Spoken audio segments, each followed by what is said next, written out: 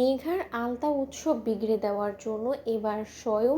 দেবলীনা মেঘার আলতার জায়গায় রক্ত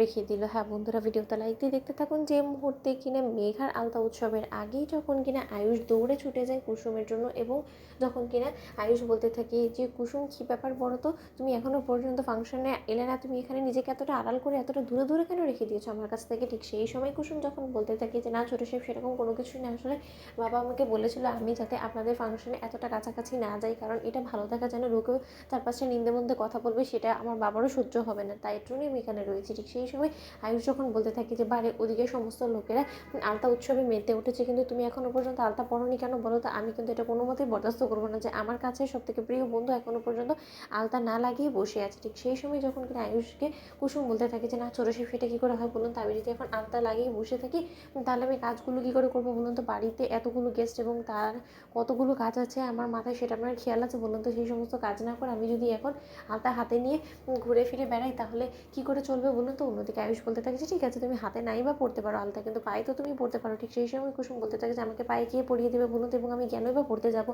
আর যাই হোক না আমার তো বিয়ে নয়। অন্যদিকে আয়ুষ বলতে থাকে যে তোমার বিয়ে নাই বা হতে পারে, কিন্তু তোমার রীতিমতো ভালো বন্ধুর তো বিয়ে, এবং তাই সেই সুবাদে আমি নিজ হাতে আজকে তোমাকে আলতা পরিয়ে তবেই আমি এখান থেকে যাবো। তুমি যদি নাছোড়বান্দা এতটা জেদি হও তাহলে আমিও কম জেদি নয়। কিন্তু কুসুম ঠিক সেই সময় যখন কিনা আয়ুষ এক পর্যায়ে কুসুমকে জাপটে ধরে জোর জবরদস্তি যখন কিনা কুসুমকে বসিয়ে নিজের পায়ের উপরে কুসুমের পা রেখে যখন কিনা আয়ুষ নিজ হাতে আলতা পরাতে থাকে, ঠিক সেই সময় এই দৃশ্যটা যখন কিনা ঈশান দেখে ফেলে, এবং ঈশান বলতে থাকে যে তাহলে কি আমি ধরে নেব যে ভাইদা কুসুম জাদুঘরকে ভালোবেসে ফেলেছে, এবং ভাইদা কোনো মতে কুসুমের থেকে দূরে যাওয়াটা অ্যাট এনি কস্ট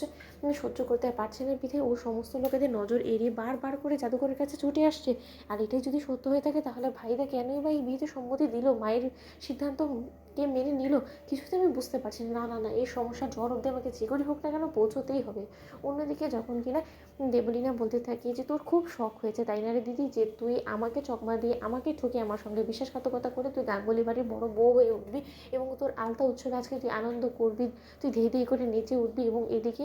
আমি ঝেড়ে পচে মরবো। সেটাই যদি তোর প্ল্যান হয়ে থাকে তাহলে সে করে বালি, তোর এই প্ল্যান কোনো মতে আমি সাকসেসফুল হতে দেবো না। তার কারণ আজকে তোর আলতা উৎসবের জায়গায় এমন কিছু আমি ঘটাবো যেটা তুই কোনোদিনও কল্পনাও করতে পারিস নি, এবং তোকে রীতিমতো স্বয়ং ইন্দ্রাণী গাঙ্গুলি অলক্ষণী অপয়া বলতে বাধ্য হবে, এবং তার পরবর্তীতে সমস্ত লোকেদের মধ্যে একটা আতঙ্ক সৃষ্টি হয়ে যাবে, এবং লোকে তো তোদের বিয়ের অনুষ্ঠানে